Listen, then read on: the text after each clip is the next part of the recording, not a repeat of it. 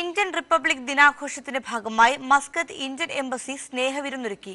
ഒമാനിലെ Indian ambassador GV ശ്രീനിവാസന്റെ നേതൃത്വത്തിൽ നടന്ന ചടങ്ങിൽ ഒമാൻ വാണിജ്യ, വ്യവസായ, നിക്ഷേപ പ്രോത്സാഹന മന്ത്രി Anwar bin Hilal bin Hamdan al Jabri മുഖ്യാതിഥിയായിരുന്നു. Oman state council, Shura council അംഗങ്ങൾ, വിവിധ മന്ത്രാലയ പ്രതിനിധികൾ, അംബാസിഡർമാർ, നയതന്ത്രജ്ഞർ, ഇന്ത്യൻ ഒമാനി സമൂഹങ്ങളിലെ അംഗങ്ങൾ തുടങ്ങിയവർ സ്നേഹവിരുന്നിൽ പങ്കെടുത്തു. ഇരു രാജ്യങ്ങളും തമ്മിലുള്ള ശക്തമായ സൗഹൃദ ബന്ധത്തെ പ്രതിഫലിപ്പിക്കുന്നതായി പരിപാടി മാറി.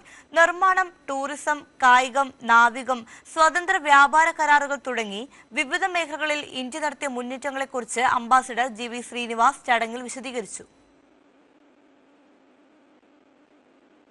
ഒമാനിൽ മലയാളി മരിച്ചു. ചവക്കാട് മണത്തല പുതുവീട്ടിൽ തൊട്ടാപ്പിൽ ഷാജിദാണ് മരിച്ചത്. ഒമാനിലെ റൂവിയിൽ സ്വകാര്യ സ്ഥാപനത്തിൽ സേവനമനുഷ്ഠിക്കുകയായിരുന്നു. ഭാര്യ ഹമീദ മൃതദേഹം തുടർ നടപടികൾ പൂർത്തിയാക്കിയ ശേഷം നാട്ടിലേക്ക് കൊണ്ടുപോകുമെന്ന് അറിയിച്ചു.